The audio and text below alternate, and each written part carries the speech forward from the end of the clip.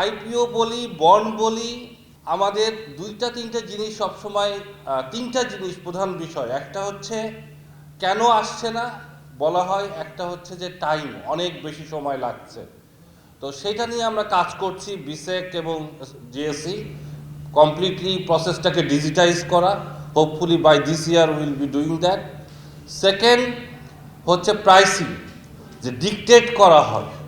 So dictate যে করা হয় সেটার মানে মেইন রিজন হচ্ছে, বা বেশি সময় লাগে, সেটার মেইন রিজন হচ্ছে যে থার্ড রিজনটার মধ্যে আছে the reliability of financial disclosure.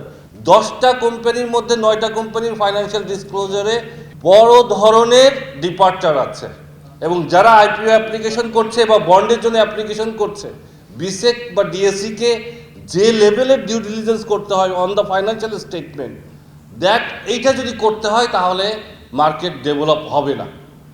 We have to make sure the price is determined by the market, process is digitized, at the same time the quality of the financial statement needs to be improved, and in case there is any significant departure in the submitted financials, the issue manager, the issuer and the auditor needs to be taken to accountability.